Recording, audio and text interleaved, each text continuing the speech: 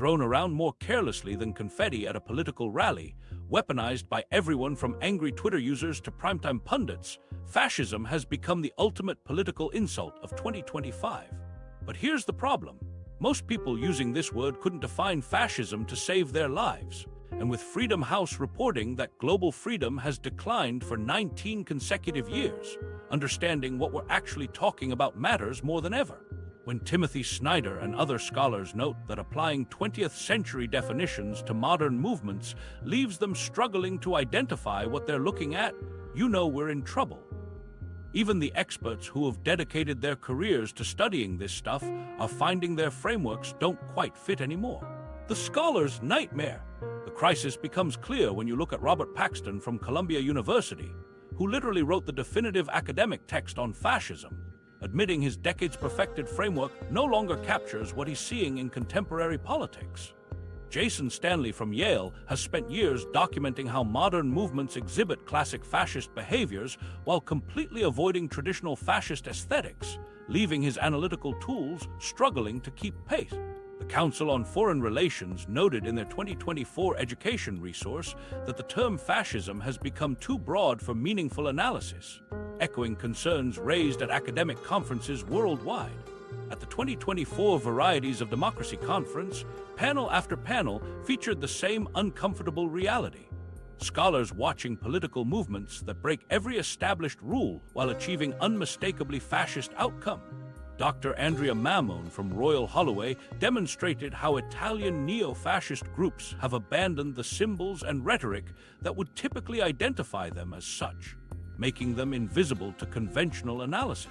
But here's where it gets genuinely frightening. While scholars debate whether a movement that checks 7 out of 10 fascist boxes qualifies as fascist, those movements are gaining power, winning elections, and dismantling democratic institutions. The academic calendar moves in years. Political movements move in weeks. By the time researchers publish their updated theories, the movements they're studying have already evolved 3 steps ahead. Dr. Cynthia Miller-Rydris from American University published groundbreaking work on online radicalization in early 2024, only to discover by year's end that the platforms and tactics she documented had completely transformed. This definitional chaos creates massive blind spots in how we identify threats. Intelligence agencies rely on academic frameworks to assess political movements. When those frameworks are outdated or contradictory, analysts miss warning signs until it's too late. The CIA's 2024 internal memo on global democratic threats revealed that analysts now use a points-based system rather than categorical definition. Movements earn points for specific behaviors. Suppressing media earns 3 points, using paramilitary groups earns 5 points, promoting ethnic nationalism earns 4 points. The system acknowledges that fascism exists on a spectrum rather than as a fixed category. Policymakers face the same problem. European Union officials spent months in 2024 debating whether certain member state governments qualified as fascist, authoritarian, or merely populist. The distinctions matter because each category triggers different diplomatic and economic responses. But without clear definitional boundaries, policy responses become arbitrary and often ineffective. Hungarian Prime Minister Viktor Orbán exploits this confusion perfectly, maintaining enough democratic window dressing to avoid the fascist label while systematically dismantling press freedom and judicial independence. The core dilemma reveals itself when you realize that movements don't need to meet every historical criterion to cause devastating damage to democratic institutions. A party that exhibits fascist attitudes toward minorities, media, and opposition, but maintains some respect for private property might escape the fascist designation entirely. Yet that same party could still eliminate free elections, suppress dissent, and create authoritarian rule. The definitional debate becomes academic in the worst sense, technically precise, but practically useless. Recent academic papers from 2024 and 2025 read like admissions of defeat. Dr. Federico Finkelstein from the New School published a widely cited piece titled Beyond Definition, recognizing fascist practice in democratic contexts that essentially argues scholars should abandon the search for perfect definitions. Instead, he suggests focusing on behavioral patterns and institutional impact. His colleague, Professor Marlene Laroule from George Washington University, went further in her 2025 analysis of global authoritarianism, arguing that the fascism framework itself has become counterproductive because it creates a false binary between fascist and non-fascist movements. Authoritarian movements have learned to exploit this definitional confusion masterfully. Leaders study what triggered international concern about previous fascist governments and carefully avoid those specific markers while achieving the same ends through different means. Instead of brown shirts, they use legal intimidation. Instead of book burning, they defund libraries. Instead of banning opposition parties, they manipulate election laws to make opposition victories impossible. The result achieves fascist goals through non-fascist methods, leaving scholars and analysts struggling to apply historical frameworks to contemporary reality. This exploitation extends to public discourse, where movements use the definitional chaos to deflect criticism. When accused of fascist behavior, they point to ways they differ from historical fascism as proof of their democratic legitimacy. They maintain some opposition media while controlling most outlets. They allow some protests while systematically suppressing others. They preserve some judicial independence while packing courts with loyalists. Each deviation from the historical model becomes evidence that critics are exaggerating or misusing terms. Dr. Ruth Bengayat from New York University, whose work on strongman politics has become essential reading, published a startling admission in late 2024. She had misclassified several contemporary leaders as merely authoritarian populists when they were actually operating as modern fascists. Her updated analysis showed how leaders like Turkey's Erdogan and India's Modi exhibit fascist characteristics that don't match 20th century templates, but achieve similar results through 21st century methods. Perhaps the problem isn't finding the perfect definition, but recognizing that fascism has always been adaptive. Historical fascist movements succeeded precisely because they modified their approaches based on local conditions and contemporary opportunities. Modern movements follow the same pattern, updating tactics while maintaining core goals, eliminating political opposition, controlling information, and concentrating power in a single leader or party. The symptoms remain consistent, even when the presentation changes completely. Understanding this adaptability requires looking back at how fascism first emerged, not as the cartoon villainy we imagine today, but as something far more sophisticated and dangerously appealing. The symbols and imagery that originally gave fascism its power remain embedded in the architecture of democratic societies worldwide, hiding in plain sight. When bundles of sticks ruled the world, walk into the Lincoln Memorial and look up. Right there, carved into the marble walls flanking Abraham Lincoln's statue, you'll find bundles of rods bound together with an axe blade. The same symbol decorates the Speaker's podium in the House of Representatives. It's etched into the Supreme Court building, molded into the Oval Office ceiling, and stamped on the back of Mercury dimes that might still be rattling around in your grandmother's purse. Americans have surrounded themselves with fasces for over 2 centuries, never thinking twice about displaying what would later become the universal symbol of fascism.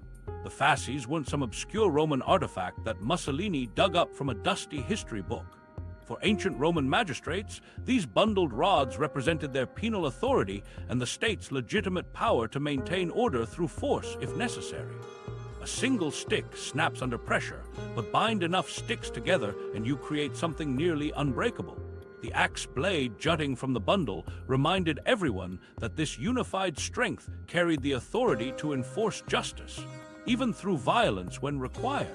When America's founders designed the Capitol building, they deliberately incorporated fasces into the architecture to symbolize unity and align the new republic with Rome's legacy. The symbol appeared throughout 18th and 19th century American government buildings, representing the idea that individual states bound together would create unbreakable federal strength. This wasn't Mussolini's import to America. It was already embedded in the nation's founding imagery, waiting to be exploited by movements that understood its psychological power. This imagery of strength through unity proved irresistible to post-World War I societies that had watched their old world collapse into chaos. Italy emerged from the Great War facing hyperinflation that destroyed middle-class savings and made basic necessities unaffordable for ordinary families. The The fasces offered a compelling visual metaphor for rebuilding. Take the scattered, broken pieces of society and bind them together into something stronger than the sum of its parts. The symbol suggested that unity itself could solve the seemingly impossible problems facing modern nations. But here's what makes the early fascist movements so unsettling to study. They weren't populated by the mustache-twirling villains we imagine today. Benito Mussolini started his political career as a prominent socialist journalist, writing passionate articles about workers' rights and social justice. When he founded Italy's fascist party in 1919, he attracted intellectuals, war veterans, and middle-class professionals who saw traditional politics as inadequate for addressing contemporary challenges. These weren't fringe extremists meeting in basement hideouts. They were sophisticated political organizers who understood how democratic systems worked and how to exploit them. Fascist parties initially competed in regular democratic elections and won significant support through completely normal political processes. Mussolini's fascists gained seats in the Italian parliament by appealing to voters who felt betrayed by both conservative and socialist parties. They positioned themselves as a third option, promising to transcend the tired debates between capitalism and socialism that seemed irrelevant to people struggling with immediate problems like unemployment, inflation, and social instability. Their early campaign materials read like mainstream political platforms, focusing on economic recovery, national pride, and effective governance. The movement succeeded because they branded themselves as modern, forward-thinking alternatives to what they portrayed as outdated political ideologies. While socialists argued about worker solidarity and conservatives defended traditional hierarchies, fascists promised to apply scientific principles and business efficiency to government. They embraced new technologies, used innovative propaganda techniques, and presented themselves as the political equivalent of streamlined industrial production. Their rallies featured modern staging, their uniforms looked crisp and professional, and their leaders spoke about creating dynamic societies that could compete in the 20th century. This branding strategy proved remarkably effective at attracting people who considered themselves reasonable and practical. Business leaders appreciated fascist promises to maintain private property while eliminating labor disputes through state mediation. Intellectuals were drawn to fascist claims about creating new forms of social organization based on merit rather than class or tradition. Middle-class professionals liked fascist emphasis on efficiency and order. Even some socialists found fascist rhetoric about national solidarity appealing, especially when it was combined with promises of economic justice. Many respected intellectuals and business leaders initially supported these movements as reasonable political alternatives. Giovanni Gentile, one of Italy's most prominent philosophers, became fascism's leading intellectual theorist. Prominent industrialists funded fascist campaigns because they preferred fascist promises of labor peace to socialist threats of worker control. Conservative politicians formed coalitions with fascist parties, believing they could use fascist popular appeal while controlling fascist policy through traditional parliamentary procedure. The transformation from reasonable political movement to something entirely different happened with shocking speed once fascists gained access to state power. Conservative politicians who thought they could manage fascist coalition partners discovered that fascists had no intention of sharing power or respecting democratic norms. The same organizational skills that had made fascist movements effective political competitors became tools for dismantling the democratic systems that had brought them to power. Mussolini's government began systematically eliminating opposition parties, controlling newspapers, and using state violence against critics within months of taking office. The fascist party that had competed in democratic elections quickly banned all other political parties and ended elections entirely. The movement that had promised to transcend traditional political divisions created a system where only fascist ideas were permitted and only fascist leaders could hold positions of authority. What made this transformation so devastating was how normal it appeared at each stage.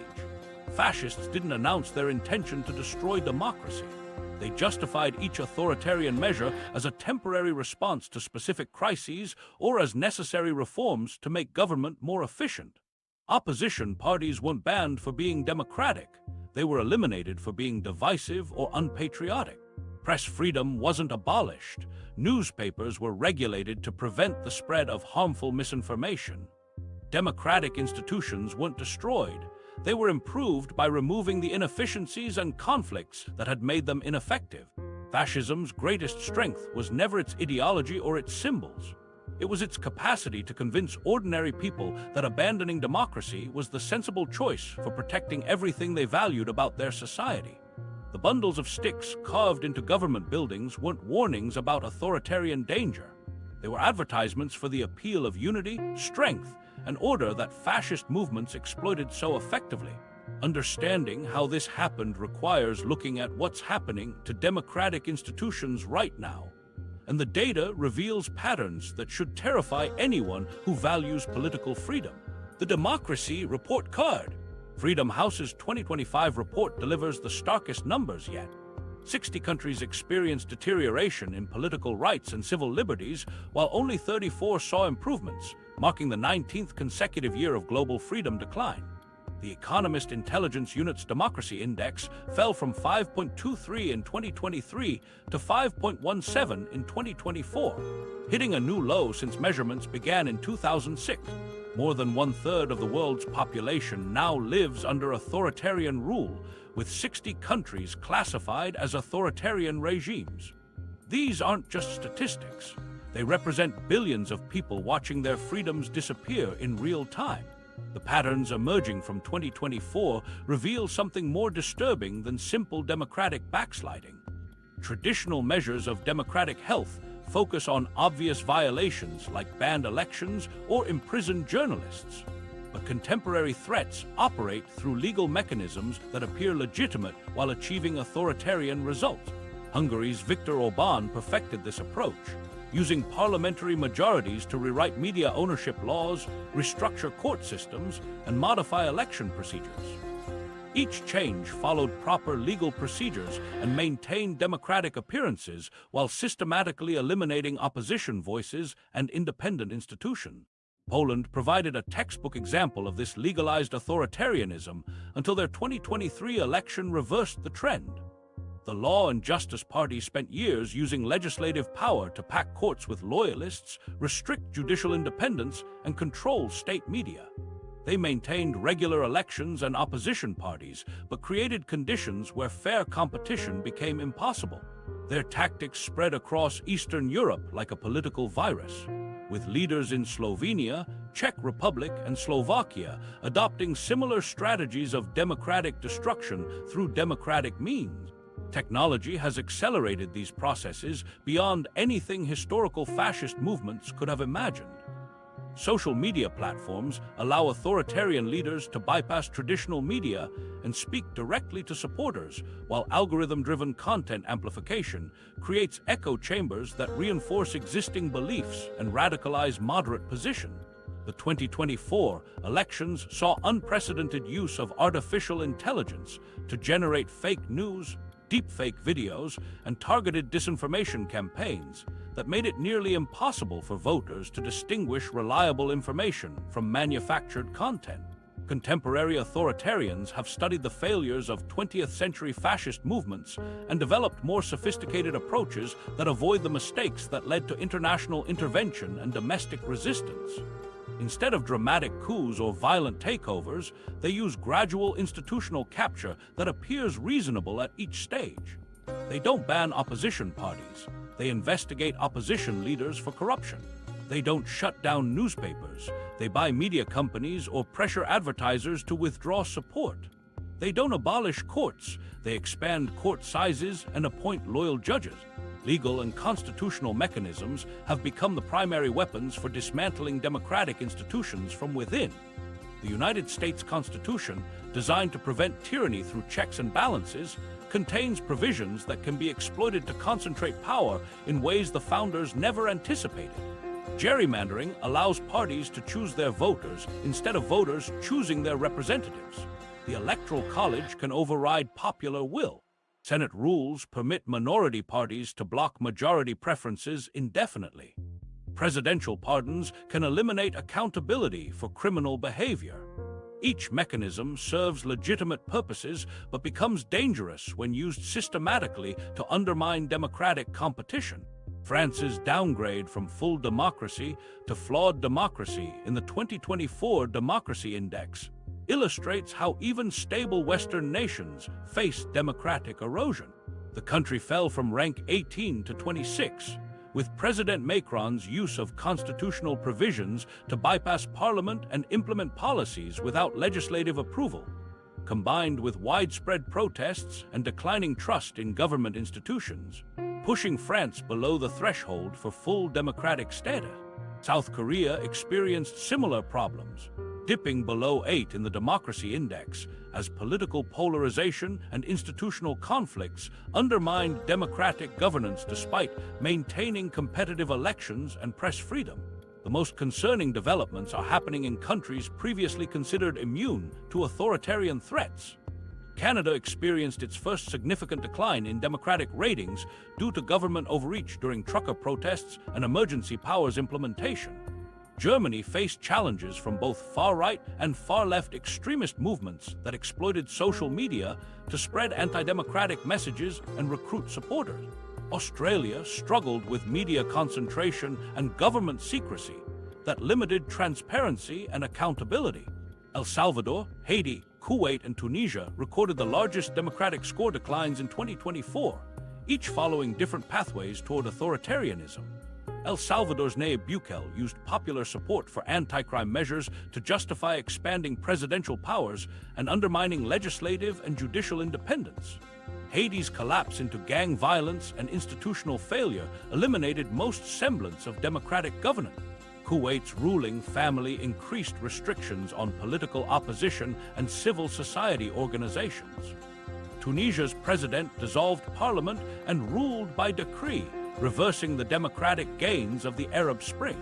Meanwhile, Bangladesh, Bhutan, Sri Lanka, and Syria recorded the largest democratic gains, showing that democratic progress remains possible even in challenging circumstances. Bangladesh's student-led protests forced authoritarian Prime Minister Sheikh Hasina from power and created opportunities for democratic renewal. Bhutan continued its gradual transition from absolute monarchy to constitutional democracy. Sri Lanka's economic crisis led to the ouster of the Rajapaksa dynasty and restoration of competitive politics. Armed conflicts and violence have accelerated democratic decline across multiple regions. The Israel-Hamas war that began in October 2023 continued through 2024, generating internal tensions within democratic societies while devastating what limited freedoms existed in Gaza and restricting civil liberties in Israel. Ukraine's defensive war against Russian invasion has required emergency measures that suspend normal democratic procedures. Civil wars in Sudan, Myanmar, and Ethiopia have eliminated democratic institutions entirely in affected regions. The June 2024 European Parliament elections saw far-right parties gain seats, shifting the balance rightward across the continent. The VDEM Institute's 2025 Democracy Report examined how popular dissatisfaction with democratic systems fueled the rise of insurgent politicians like Donald Trump, Nigel Farage, Javier Milei, and Marine Le Pen. These leaders exploited voter frustration with traditional politics by promising to restore national greatness and eliminate corrupt establishments. Understanding these patterns requires moving beyond traditional fascism definitions toward more nuanced recognition of how authoritarian movements adapt to contemporary conditions. Modern threats don't announce themselves with jackboots and torchlight parades. They emerge through legal procedures, democratic rhetoric, and popular support, while systematically eliminating the foundations of democratic governance. But beneath these surface changes lies something far more fundamental and disturbing about how these movements view society itself. The hierarchy obsession. Fascism rejects equality as fundamentally unnatural and dangerous to society's survival. As Jason Stanley notes in his CFR education analysis, fascism exalts the group over the individual, creating rigid hierarchies where inequality becomes not just acceptable but essential for social health. This belief sits at the core of every fascist movement, providing the foundation for everything that followed. Where democratic societies at least pretend to value equal treatment and opportunity, fascist movements openly celebrate inequality as both natural and necessary. These movements construct crystal-clear social hierarchies with definitive winners and losers, leaving no ambiguity about where each person belongs. The system assigns every individual a specific rank based on their perceived value to the state and society. Unlike the fluid social mobility that characterizes democratic societies, fascist hierarchies lock people into fixed positions with severely limited opportunity for movement between levels. The hierarchy becomes the organizing principle for all social, political, and economic relationships. These hierarchies differ fundamentally from traditional class systems because they claim to be based on natural superiority rather than wealth, birth, or education. While class systems acknowledge that circumstances like inheritance or luck might influence someone's position, fascist hierarchies present rankings as reflections of inherent worth. A poor person might become rich through hard work or fortune, but someone ranked low in a fascist hierarchy supposedly belongs there because of fundamental characteristics they cannot change. The Merriam-Webster entry traces fascism's roots to the Italian fasci and Roman symbolism of bundled rods representing unified strength. This historical foundation reveals how fascist movements transform ancient symbols of legitimate authority into justifications for predetermined social arrangements. Modern movements echo these themes through concepts like meritocracy and natural leadership that sound reasonable but function as justifications for systematic inequality. They promote the idea that current social arrangements reflect accurate assessments of individual capability and contribution. Fascist Italy demonstrated this hierarchy obsession through concrete policy changes like the abolition of trade unions in 1925, as documented in Britannica's historical summary. This elimination of worker representation wasn't presented as oppression, but as necessary reform to prevent inferior groups from disrupting natural social order. The regime argued that allowing workers to organize against their employers violated hierarchical principles by permitting lower-ranked individuals to challenge their superiors' authority. Social media algorithms and online communities have become powerful tools for reinforcing hierarchical thinking in ways that would have amazed historical fascist propagandists. Recommendation algorithms create echo chambers that repeatedly expose users to content confirming their existing beliefs about social rankings and group superiority. Online forums develop internal hierarchies based on posting frequency, upvotes, and community recognition that mirror broader fascist organizational structures. Users compete for status within these digital communities by demonstrating loyalty to hierarchical principles and attacking those ranked below them. Contemporary movements use scientific-sounding language to justify inequality while avoiding obvious bigotry that might trigger public backlash. They reference genetic differences, evolutionary psychology, and intelligence research to support claims about natural hierarchies. Terms like genetic fitness, cognitive elites, and biological realism provide academic veneer for age-old prejudices. These movements present inequality as an unfortunate but unavoidable consequence of scientific facts, rather than political choices. The language of natural selection and survival of the fittest pervades modern hierarchical thinking, suggesting that social arrangements simply reflect biological realities. Movements argue that trying to eliminate inequality through government intervention interferes with natural processes that produce optimal outcomes. They claim that supporting those at the bottom of hierarchies actually harms society by preventing natural selection from improving overall population quality. These hierarchies always require another group to occupy the bottom rungs, providing a foundation for the entire system and a target for resentment from those higher up. The specific identity of the bottom group varies by country and context, but the structural necessity remains constant. Someone must be blamed for social problems and serve as a negative example that justifies privileges enjoyed by higher-ranked groups. This bottom group becomes a safety valve for frustrations experienced by those who expected their position in the hierarchy to provide more benefit. The promise of elevated status appeals powerfully to people feeling displaced by social change and economic uncertainty. Fascist movements offer membership in a superior group to individuals who feel their previous social position has been threatened or diminished. Middle-class professionals worried about economic decline, communities experiencing demographic change, and those struggling to find stable footing in rapidly changing economies all receive assurance that they belong to naturally superior categories deserving better treatment. However, these systems ultimately trap even their supposed beneficiaries in rigid roles that limit personal freedom and individual development.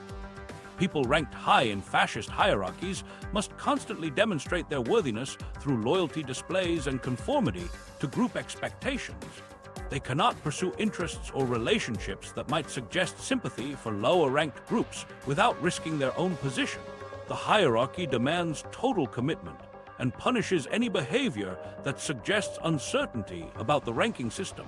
The obsession with maintaining hierarchical purity creates internal tensions that make fascist movements inherently unstable and prone to destructive purges. Leaders must constantly prove their superiority over rivals, while followers compete for advancement within limited hierarchical space. Success requires not just personal achievement, but active participation in keeping others down. This dynamic generates paranoia and suspicion that eventually turns movement members against each other. The hierarchy that initially seems to offer protection and advancement becomes a prison demanding total submission to arbitrary and constantly changing rules about human worth. Modern movements face similar dynamics as their hierarchical principles generate ever-expanding lists of unacceptable groups and behaviors. The appeal of hierarchy promises simple solutions to complex social problems, but the reality delivers chaos and destruction for everyone involved.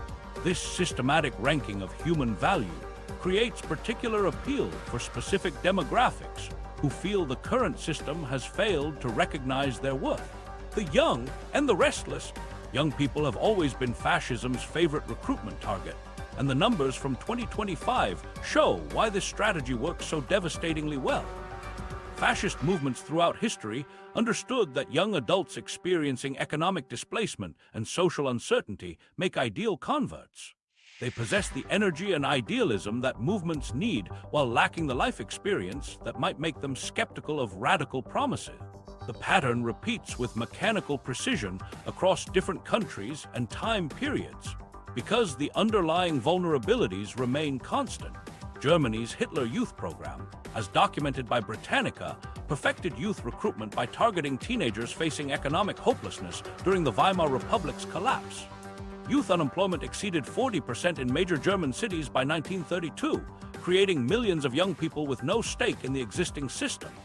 The Nazi Party offered these displaced youth purpose, community, and the promise of future leadership roles in exchange for absolute loyalty. Modern far-right groups use identical tactics, according to Freedom House reports, exploiting online gaming communities and fitness forums to identify and recruit young men feeling left behind by social progress.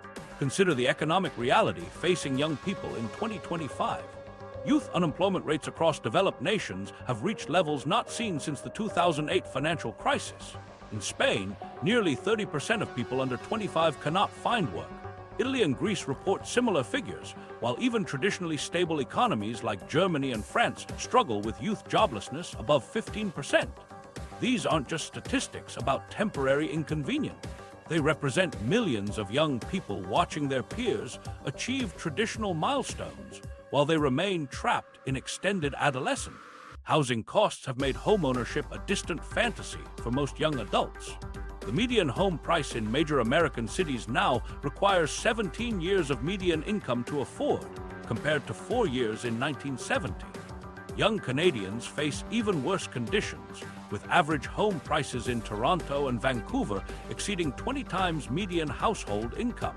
British millennials spend more than half their income on rent in London, leaving little room for savings or investment in their futures. These crushing financial realities create a generation that feels systematically excluded from the economic opportunities their parents took for granted. Argentina's recent election of Javier Milei demonstrates how economic frustration drives young voters toward extremist candidates. Pew Global data shows that 78% of Argentine youth under 30 reported feeling economically hopeless before the election, with inflation destroying their purchasing power and traditional career paths becoming impossible to pursue. Millet's radical libertarian message appealed directly to these disaffected young people by promising to destroy the existing system that had failed them so completely. Online radicalization pipelines have perfected the art of targeting young men who feel left behind by social progress. These systems operate with the sophistication of modern marketing campaigns, using data analytics to identify vulnerable individuals and customize messages for maximum psychological impact. Gaming platforms, fitness forums, and social media sites serve as entry points where extremist content gets mixed with legitimate discussions about personal improvement, career struggles, and relationship difficulty. The progression from mainstream discontent to extremist ideology follows predictable patterns that recruitment specialists have refined through trial and error. Young men frustrated with dating difficulties get introduced to communities that blame feminism for their problems. Students struggling with academic pressure encounter groups that promote racial superiority as an explanation for affirmative action policy. Unemployed young adults discover movements that scapegoat immigrants for economic competition. Each step seems reasonable in isolation, but the cumulative effect gradually shifts worldviews toward extremist positions. Contemporary movements promise young people status and purpose in exchange for loyalty, filling a void left by declining traditional institutions. Religious participation has dropped significantly among young adults, leaving many without the community connections and sense of meaning that faith communities traditionally provided.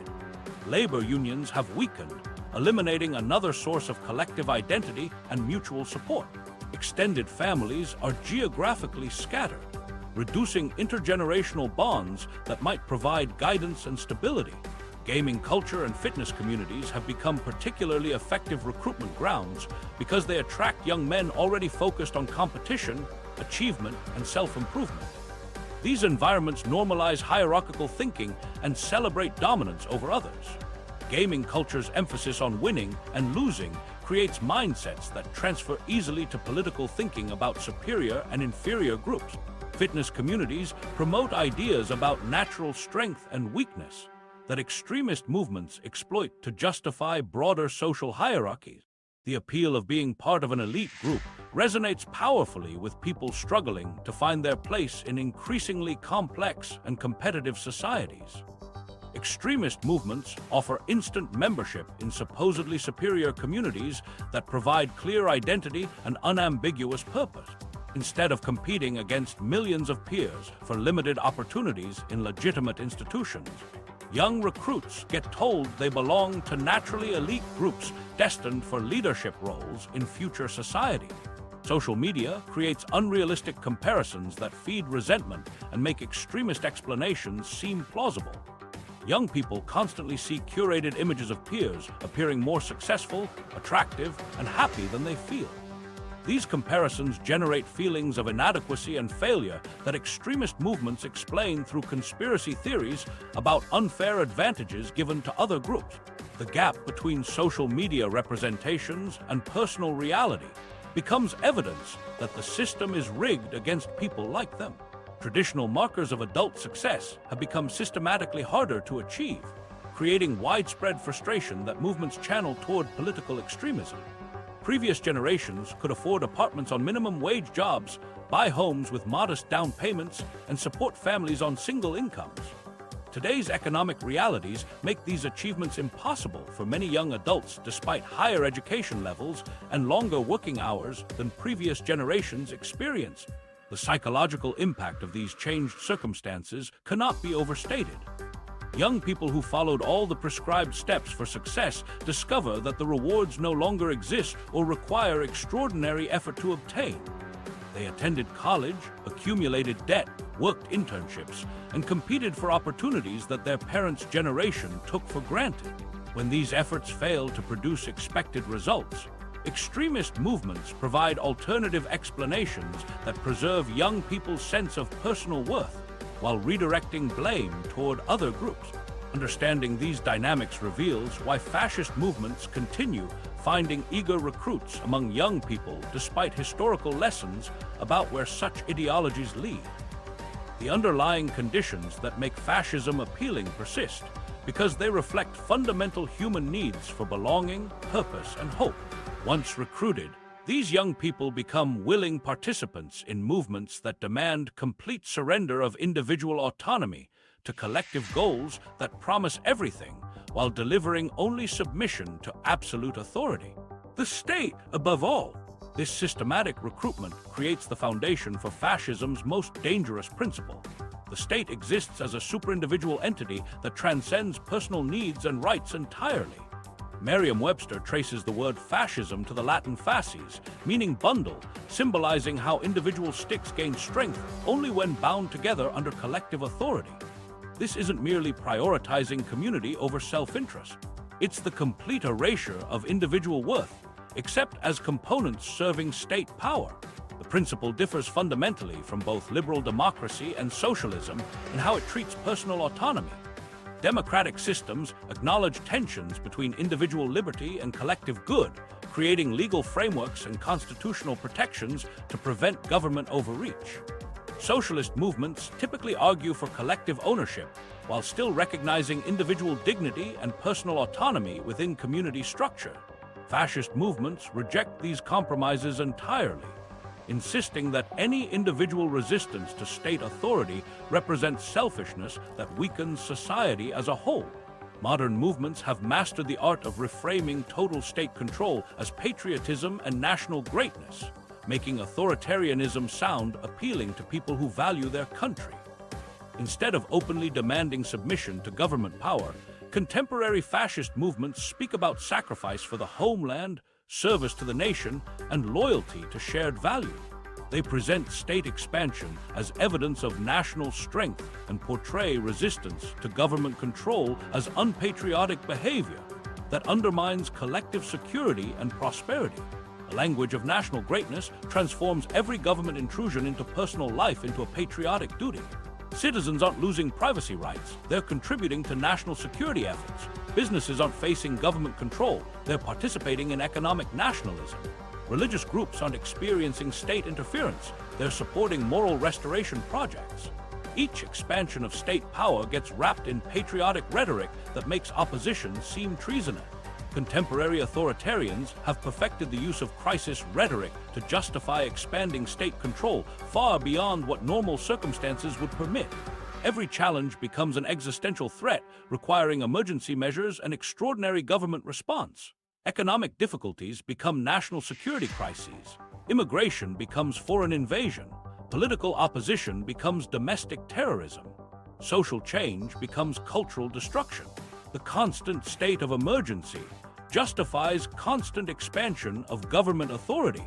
Crisis rhetoric works because it bypasses normal democratic deliberation and constitutional constraints that would otherwise limit government power. Emergency situations demand immediate action without time for debate, consultation, or legal review. Citizens who might normally question government overreach accept extraordinary measures when convinced that their survival depends on decisive state action. The crisis framework transforms authoritarianism from oppression into protection.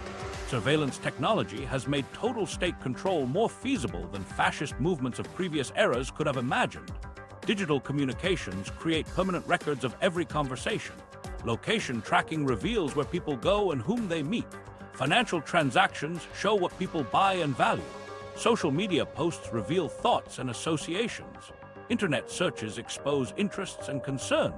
Modern surveillance systems collect more information about individual citizens than historical secret police forces could gather through years of investigation. This technological capacity represents a quantum leap in potential government control over individual lives. Previous authoritarian regimes required massive human resources to monitor populations, creating practical limits on surveillance scope and intensity.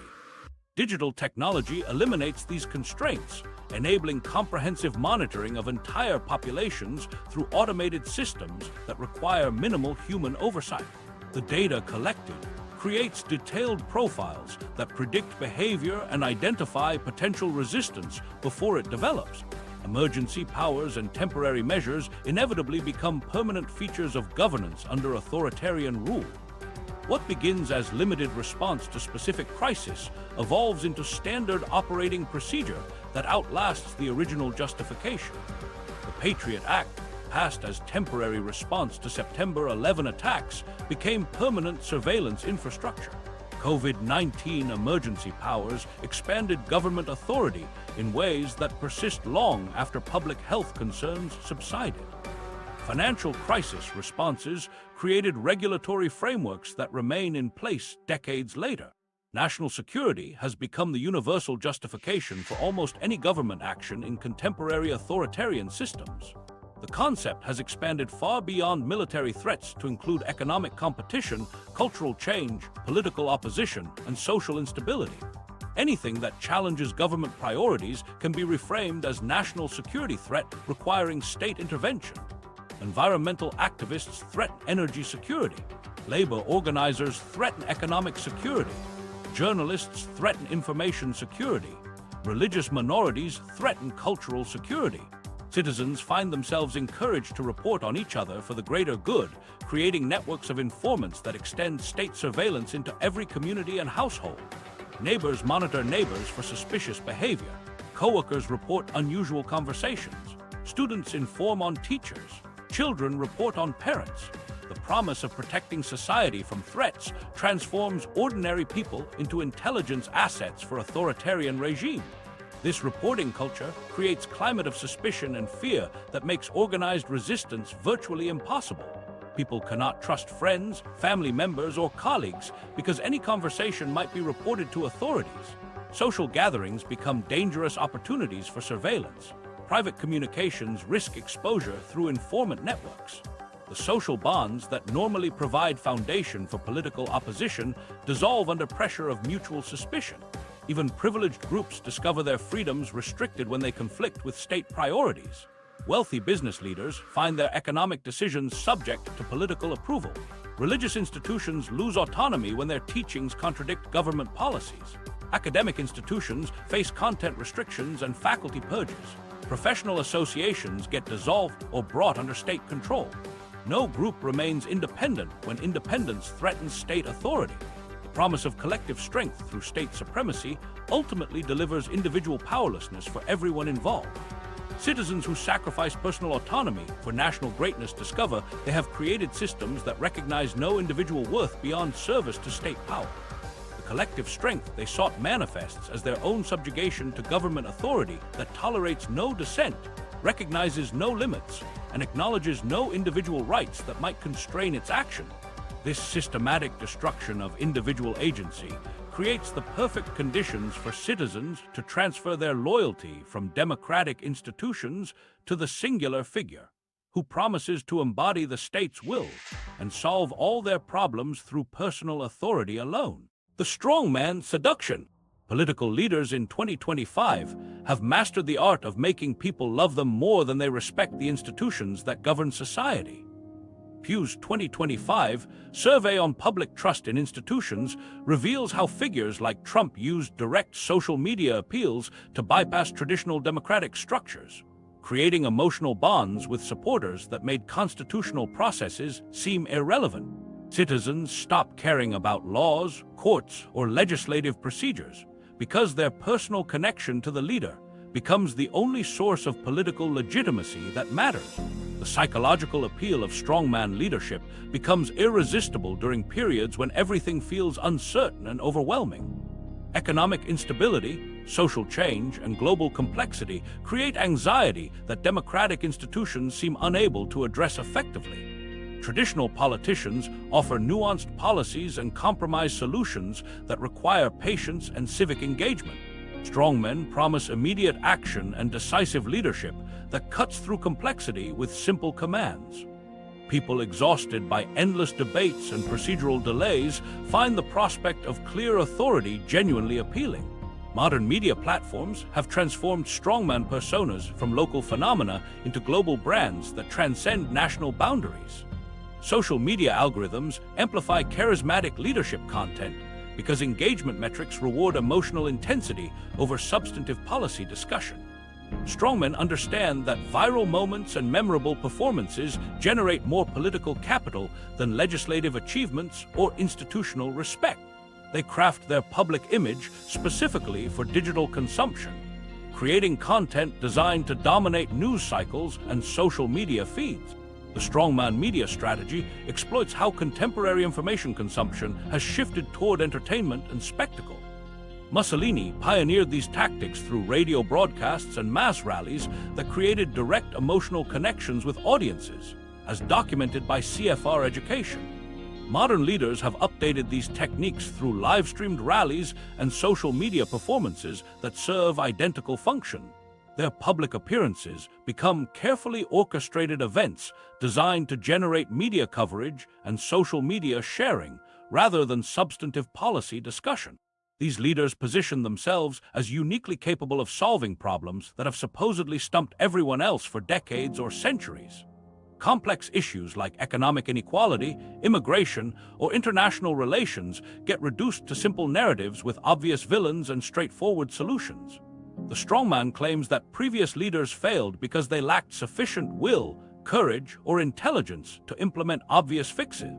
Only this particular leader possesses the special qualities necessary to achieve what others could not. The positioning strategy works because it provides emotionally satisfying explanations for frustrating realities. People struggling with economic difficulties want to believe that their problems result from corrupt politicians or foreign interference rather than structural economic changes that require complex solutions. The strongman narrative suggests that removing the right obstacles or punishing the right people will automatically restore prosperity and social harmony. Strongmen create cults of personality that transform political support into personal devotion that survives policy failures and scandals. Normal political loyalty depends on agreement with specific positions or satisfaction with government performance. Personality-based loyalty transcends these rational considerations by making the leader's success synonymous with supporter identity and self-worth. Criticizing the leader becomes equivalent to attacking the supporter's judgment and value. The cult development process involves creating shared experiences and group identity among supporters that separate them from broader society. Rallies, social media communities, and merchandise create tribal belonging that makes political disagreement feel like personal betrayal. Supporters invest emotional energy and social relationships in defending the leader, making it psychologically costly to acknowledge mistakes or reconsider support.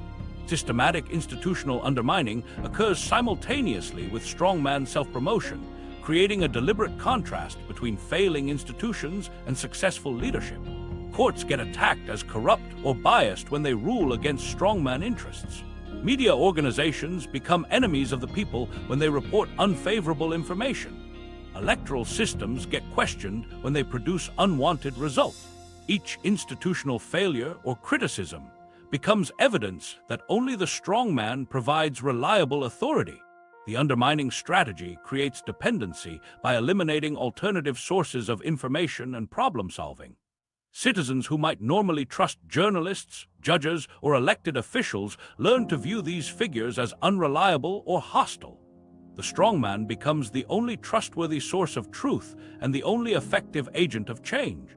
This dependency relationship makes supporters vulnerable to manipulation because they lack independent methods for evaluating strongman claims or performance.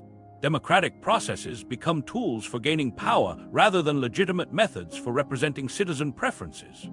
Strongmen participate in elections, legislative procedures, and constitutional processes while openly planning to modify or eliminate these systems once they gain sufficient control.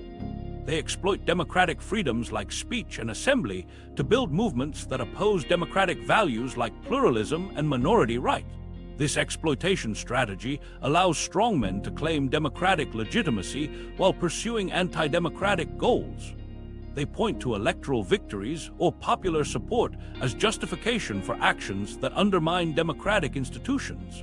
The democratic participation provides cover for authoritarian behavior and makes opposition appear undemocratic or elitist. Dependency creation transforms supporters from independent citizens into extensions of strongman authority who cannot imagine political life without their leader. The strongman becomes personally responsible for all positive developments while avoiding blame for negative outcomes. Supporters credit the leader with economic improvements, policy successes, or social changes that may have multiple causes or require long-term institutional effort. The dependency relationship makes supporters psychologically invested in strongman success regardless of objective performance measures. They interpret criticism as attacks on their own judgment and defend the leader against evidence that might otherwise prompt reconsideration. The personal investment creates emotional barriers to political flexibility or openness to alternative leadership. Simple solutions to complex problems always fail because they ignore the underlying factors that create persistent challenges. Economic inequality, social conflict, and international relations involve multiple variables and competing interests that cannot be resolved through individual will or dramatic gestures. Strongmen who promise easy fixes discover that governing requires institutional capacity and technical expertise that their personality-based approach cannot provide. The failure typically occurs after strongmen have consolidated enough power to make removal difficult and damaged enough institutions to make recovery complicated. Supporters who expected immediate improvements face declining conditions while losing the democratic mechanisms that might enable leadership changes. The simple solutions become complex disasters that require precisely the kind of institutional capacity and democratic accountability that strongman rule has eliminated. But strongmen don't rely solely on personal charisma and institutional destruction to maintain power. They understand that lasting control requires transforming how society itself operates, and nothing provides a more compelling model for total organization than the structured hierarchy and unquestioning obedience that defines military culture. The military mystique. Fascist movements love playing dress-up soldier even when they have no intention of actually fighting wars. The military aesthetic becomes central to their identity because it communicates strength, discipline, and hierarchy without requiring any genuine military capability or experience. Contemporary movements adopt camouflage clothing, tactical gear, and paramilitary insignia to project an image of readiness and authority that appeals to supporters who feel powerless in their daily lives. The visual language of military organization provides instant credibility and suggests that these movements possess the organizational capacity to achieve their political goal. Modern political movements have perfected the art of creating elaborate hierarchical structures with ranks, titles, and chain-of-command systems that mirror actual military organizations. Freedom House's 2025 report documents the rise of armed right-wing militias in many countries, noting how these groups establish designated roles like squad leaders, lieutenants, and commanders that provide status and purpose within the movement while creating clear lines of authority. These organizational structures serve multiple functions beyond simple coordination. They satisfy human desires for belonging and recognition while establishing patterns of obedience that leaders can exploit for political purposes. The uniforms and symbols associated with military-style political movements create powerful psychological effects for both participants and observers. Matching clothing and insignia generate group cohesion and collective identity that transforms individual participants into representatives of a larger force. The visual uniformity suggests discipline, commitment, and numerical strength that can intimidate opponents while inspiring confidence among supporters. Military aesthetics also communicate seriousness of purpose and willingness to use force that distinguishes these movements from conventional political organization. Military organization becomes the template for how fascist movements believe entire societies should function, with clear hierarchies, unquestioning obedience, and mission-focused coordination replacing democratic debate and individual autonomy. This model appeals to people frustrated with the messiness and inefficiency of democratic governance. Military systems promise clarity and effectiveness through centralized command structures that eliminate confusion and conflict. The appeal of military efficiency becomes particularly strong during periods of social instability, when democratic institutions appear unable to address pressing problems. Civilian institutions get systematically militarized as fascist movements gain influence, replacing professional norms and democratic accountability with military-style command structures and loyalty requirements. Schools adopt military discipline and patriotic curricula that emphasize obedience over critical thinking. businesses face pressure to demonstrate loyalty to national goals rather than focusing solely on economic efficiency. Government agencies get reorganized around military principles of hierarchy and mission accomplishment, rather than public service and constitutional limitation. The militarization process transforms how citizens relate to government institutions and each other. Public servants become soldiers in ideological wars rather than neutral administrators serving diverse populations. Citizens become either allies or enemies based on their political loyalty rather than equal participants in democratic governance.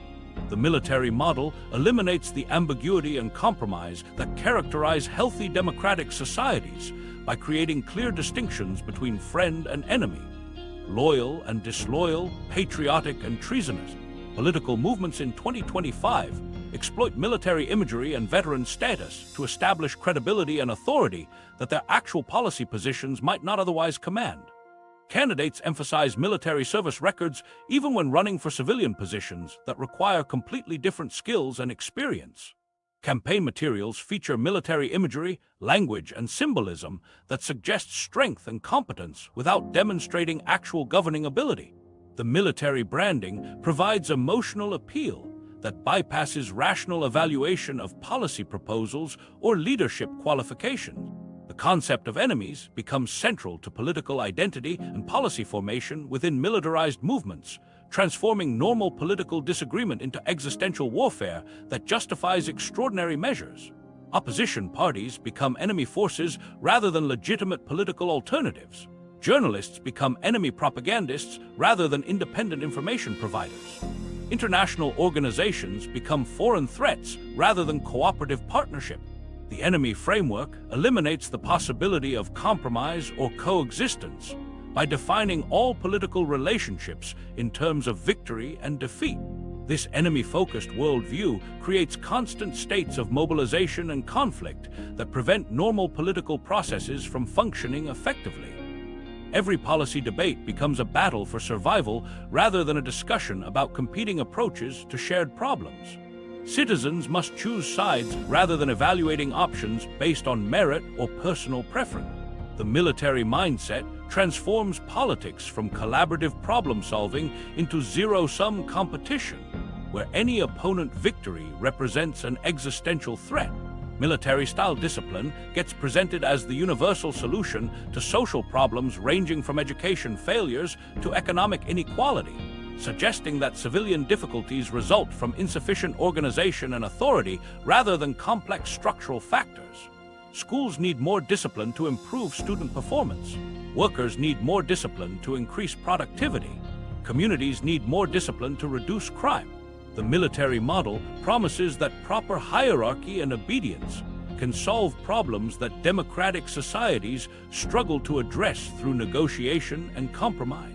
The discipline solution appeals to people who feel overwhelmed by social complexity and long for simple answers to persistent problems. Military systems appear to function smoothly because they operate within clearly defined parameters with specific objectives and unlimited authority to achieve those objectives. Civilian societies seem chaotic by comparison because they must balance competing interests and respect individual rights that constrain government action. The military model offers the false promise of eliminating complexity through authoritarian control. Paramilitary groups and militia movements represent the logical extension of military mystique within political contexts, creating armed organizations that claim patriotic purposes while operating outside legal constraints and democratic accountability.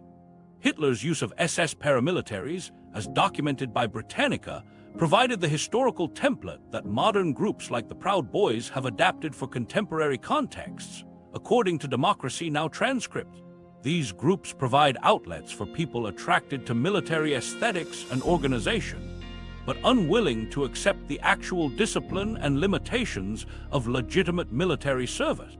The paramilitary phenomenon creates dangerous ambiguity about the legitimate use of force within democratic societies. These groups claim authority to act as unofficial security forces while rejecting oversight from elected officials or legal institutions. Their existence normalizes the idea that private political organizations can use violence to achieve their goals and intimidate opponents. The military mystique provides justification for actions that would otherwise be recognized as terrorism or criminal conspiracy. Violence becomes normalized through military metaphors that transform political opponents into enemy combatants and policy disagreements into battles for national survival. Political rhetoric adopts military language about fighting enemies, defending territory, and achieving victory that primes supporters for actual violence against civilians. The metaphorical warfare creates psychological preparation for physical warfare. By establishing moral frameworks that justify force against political opponents, the military mystique ultimately serves to justify authoritarian control over civilian life by suggesting that democratic governance represents weakness and inefficiency that threatens national survival. Citizens must accept military-style discipline and hierarchy to protect themselves from enemies who exploit democratic freedoms to destroy society from within. The promise of military efficiency and strength becomes the justification for eliminating the messy compromises and individual protections that define democratic civilization. But this military organization requires economic resources and business cooperation to function, creating a complex relationship between political power and economic control that defies traditional understanding of how political systems operate. The economic charade. Fascist economics defies every traditional framework that political scientists use to understand how governments manage resources and wealth. This system cannot be placed anywhere on the conventional spectrum between socialism and capitalism because it deliberately occupies multiple contradictory positions simultaneously. Fascist movements promise free markets to business leaders while simultaneously promising strong state control to workers. They advocate for private property rights while seizing assets from political opponents. They celebrate entrepreneurship while demanding total business loyalty to party goals. This contradictory approach represents deliberate strategy designed to appeal to different groups without committing to consistent economic principles. The simultaneous promises of market freedom and state control work because different audiences hear different messages from identical speeches and policy proposals. Business owners focus on fascist promises to protect private property and eliminate labor unions that interfere with profit maximization. Workers hear fascist commitments to use government power to ensure fair wages and protect domestic jobs from foreign competition. Neither group recognizes that fascist movements plan to subordinate both business profits and worker welfare to political objectives that may contradict both sets of promises. Crony capitalism emerges as the actual economic system once fascist movements gain power, replacing both genuine free markets and legitimate government regulation with arrangements where political connections determine economic success.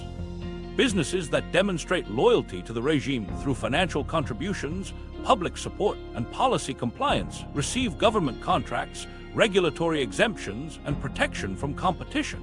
Companies that maintain independence or express political skepticism face investigations, regulatory harassment, and systematic exclusion from government opportunities until they submit to political control or collapse entirely. This selective enforcement creates an economy where success depends more on political relationships than economic efficiency or consumer satisfaction. Businesses spend resources on political activities rather than innovation or productivity improvements because government favoritism provides more reliable profits than competitive advantages. The most successful companies become those that excel at navigating political systems rather than serving customers or creating value through productive activity. The destruction of independent businesses follows predictable patterns that appear legal and procedural rather than obviously political. Tax authorities discover violations that somehow escape notice for years. Regulatory agencies find safety or environmental problems that require expensive corrections. Labor inspectors identify workplace violations that result in costly fines and operational restrictions. Banking regulators question loan documents and freeze credit access. Each action appears legitimate in isolation, but the pattern reveals systematic economic warfare against political opponents. Contemporary movements use economic nationalism to justify protectionism and market manipulation that benefits politically connected industries while harming consumers and efficient producers. Trade restrictions protect domestic companies from foreign competition, regardless of whether those companies provide superior products or services. Immigration controls limit labor supply to benefit politically favored unions and employers, while increasing costs for consumers and businesses that depend on diverse workforces. Government spending gets directed toward projects that provide opportunities for political supporters rather than investments that maximize economic return. Economic nationalism transforms normal trade and immigration policies into patriotic duties that citizens must support regardless of economic consequences. Opposing trade restrictions becomes unpatriotic behavior that helps foreign enemies exploit domestic workers. Questioning immigration controls becomes evidence of disloyalty to national interests and working-class welfare.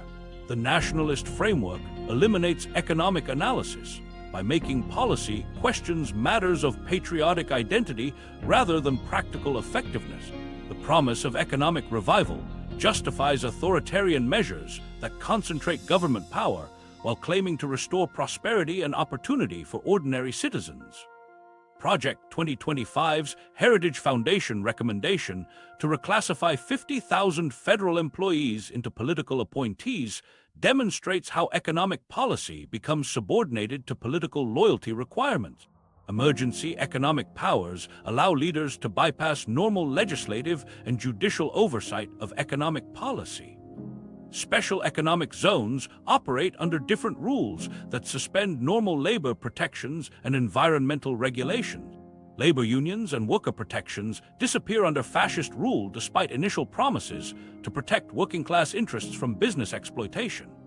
Independent unions that might challenge government economic policies get replaced with state-controlled organizations that focus on patriotic production rather than worker welfare.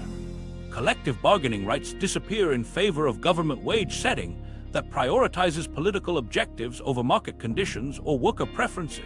Strike rights get eliminated as unpatriotic activities that undermine national economic goals and social unity. Economic inequality increases dramatically under fascist systems despite constant promises of prosperity and social mobility for loyal citizens. Wealth concentrates among politically connected business leaders and party officials, while ordinary workers face declining wages and reduced benefits. Government economic policies benefit elite supporters through subsidies, contracts, and regulatory advantages, while imposing costs on broader populations through inflation, taxation, and reduced public services. Political loyalty becomes the primary determinant of economic opportunity as corruption transforms from occasional problem into systematic feature of economic organization. Government contracts get awarded based on political contributions rather than competitive bidding. Regulatory decisions favor businesses that support the regime regardless of environmental or safety consequences. Banking policies provide credit access based on political reliability rather than creditworthiness or business viability. This systematic corruption creates economic chaos that requires increasingly authoritarian control to manage, because normal market mechanisms cannot function when political considerations override economic logic. Resource allocation becomes increasingly inefficient as politically motivated decisions replace market signals about consumer preferences and production costs. Business planning becomes impossible when regulatory changes depend on political developments rather than economic conditions. Brazil's Amazon deforestation under Bolsonaro illustrates how environmental policy becomes subordinated to economic nationalism and political loyalty.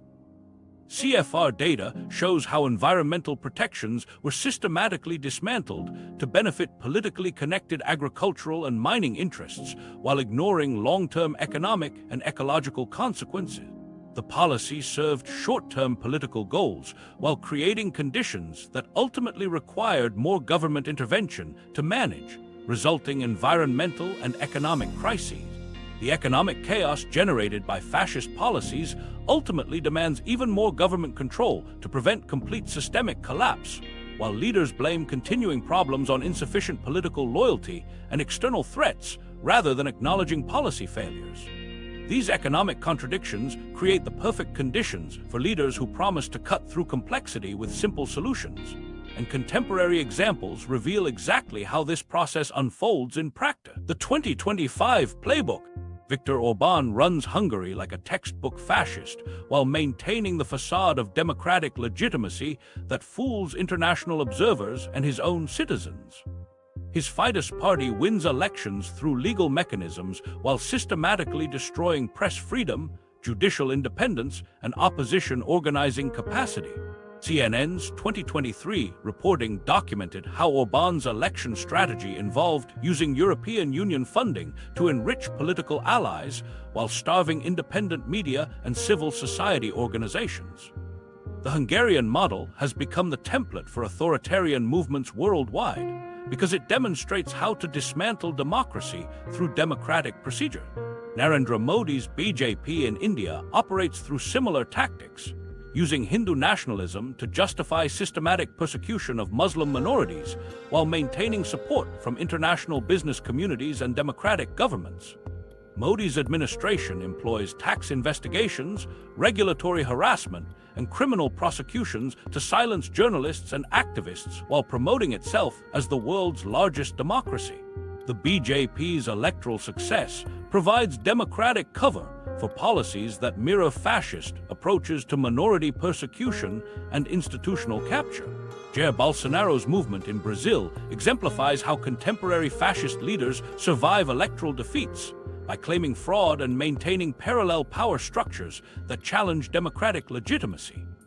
Despite losing the 2022 presidential election, Bolsonaro's supporters continue organizing through social media networks and local political organizations that promote military intervention and reject democratic outcome. The January 8, 2023 attacks on Brazilian government buildings followed patterns established by the January 6, 2021 Capitol attack in the United States, showing how fascist movements share tactics across national boundaries. The warning signs for 21st century fascism require updated criteria that account for how authoritarian movements have adapted to contemporary political environments. Traditional fascist indicators like paramilitary organizations and mass rallies remain relevant, but modern movements also exploit legal systems, digital platforms, and international business relationships in ways that historical fascists could not access. Contemporary fascist movements maintain democratic appearances while systematically eliminating democratic substance through procedural manipulation and institutional capture. Social media algorithms amplify fascist messaging by promoting emotionally engaging content that generates user engagement regardless of accuracy or social consequences. Platforms like Facebook, Twitter, and YouTube inadvertently reward extremist content because outrage and anger produce more clicks, shares, and comments than moderate political discussion. Fascist movements exploit these algorithmic biases by creating content designed to trigger emotional responses that bypass rational analysis and promote tribal loyalty. Artificial intelligence has revolutionized fascist propaganda capabilities by enabling the creation of sophisticated disinformation campaigns that target specific demographic groups with customized messages. AI-generated deepfake videos allow fascist movements to create false evidence of opposition misconduct, while making it nearly impossible for ordinary citizens to distinguish authentic from fabricated content. Machine learning algorithms analyze user behavior to identify psychological vulnerabilities that can be exploited through targeted political advertising and social media manipulation. Modern technology amplifies traditional fascist tactics by providing unprecedented surveillance capabilities that would have amazed historical authoritarian regimes. Digital communications create permanent records of private conversations. Location tracking reveals personal relationships and daily routines. Financial transactions expose political preferences and consumer behavior. Social media posts provide detailed psychological profiles that enable sophisticated manipulation campaigns. Contemporary fascist movements use these technological capabilities to monitor opponents and mobilize supporters with precision that exceeds anything previous authoritarian movements achieved. Legal and constitutional mechanisms become weapons for achieving authoritarian ends when fascist movements gain access to government power and judicial appointments. Gerrymandering allows minority parties to maintain legislative control despite losing popular support. Voter suppression laws eliminate opposition constituencies while claiming to prevent fraud. Campaign finance regulations get selectively enforced against opposition groups while ruling party violations get ignored. Emergency powers expand executive authority beyond constitutional limits while maintaining legal appearances. Constitutional vulnerabilities that seemed theoretical become practical threats when exploited by movements that reject democratic norms and institutional constraints. The American Constitution's reliance on informal norms and good faith compliance creates opportunities for bad faith actors to exploit legal ambiguities for authoritarian purposes. Parliamentary systems face similar vulnerabilities when coalition governments include parties that oppose democratic principles, or when constitutional monarchies provide alternative sources of political legitimacy. Contemporary fascist movements coordinate strategy and share resources through international networks that operate like multinational corporations with common goals and complementary capabilities, as documented by Just Security's analysis of global far-right alliances. The Center for American Progress Analysis reveals how Hungary's misuse of EU funds exemplifies this international cooperation, with Orbán's government redirecting European development money to politically connected businesses, while systematically defunding independent media and civil society organizations that might challenge authoritarian control. Contemporary fascist movements have studied the failures of historical fascism and developed strategies that avoid the mistakes that led to international intervention and domestic resistance. They maintain economic relationships with democratic countries to prevent international isolation. They avoid dramatic violence that might trigger military intervention. They use legal procedures to achieve authoritarian goals rather than obvious coups that would justify resistance. They exploit democratic freedoms to build power while planning to eliminate those same freedoms once they gain control. Democratic institutions become tools for fascist power acquisition rather than barriers to authoritarian rule when movements learn how to exploit institutional weaknesses and procedural loopholes. Free speech protections allow fascist movements to spread propaganda and recruit supporters. Electoral processes legitimize fascist candidates who plan to eliminate future elections. Legislative procedures enable fascist parties to pass laws that consolidate their power and eliminate opposition. Judicial independence protects fascist legal strategies until fascist movements gain enough power to eliminate judicial independence entirely. Victimhood narratives transform fascist aggression into defensive responses that justify authoritarian measures as necessary protection against existential threats. Contemporary fascist movements portray themselves as victims of media bias, electoral fraud, cultural persecution, and international conspiracy. These grievance narratives provide emotional justification for supporters to accept authoritarian policies that they might otherwise oppose. The victimhood framework makes fascist movements appear sympathetic rather than threatening to people who do not recognize the manipulation involved. Trust in democratic institutions, media, and expertise gets systematically undermined through coordinated campaigns that present fascist leaders as the only reliable sources of truth and effective action. Scientists become political activists pushing false agendas. Journalists become enemy propagandists spreading harmful lies. Judges become corrupt partisans protecting criminal conspiracies. Electoral officials become fraud facilitators stealing legitimate victory. The systematic destruction of institutional credibility creates dependency relationships where supporters rely entirely on fascist leaders for information and guidance. The 2025 version of fascism represents a more sophisticated and potentially more dangerous threat than its historical predecessors, because it operates through legal procedures and democratic rhetoric while achieving the same authoritarian results. Contemporary fascist movements have learned from past failures and developed strategies that exploit rather than oppose democratic institutions. They use technology and international cooperation to achieve capabilities that historical fascists never possessed. The democratic appearance makes recognition and resistance more difficult, while the underlying authoritarian goals remain identical to those of 20th century fascist movements. Understanding these evolved tactics becomes essential because the threat no longer announces itself through obvious symbols or dramatic gesture. Fascism in 2025 doesn't march down Main Street wearing jackboots and carrying torches.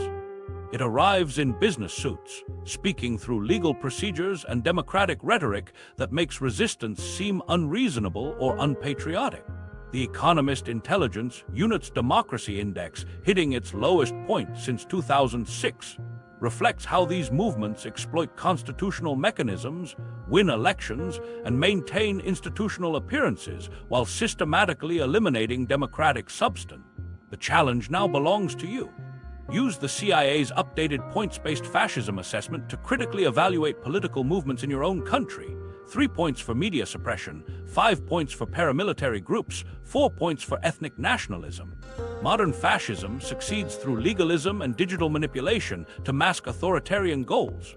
Your responsibility is informed vigilance against threats that no longer announce themselves through obvious symbols.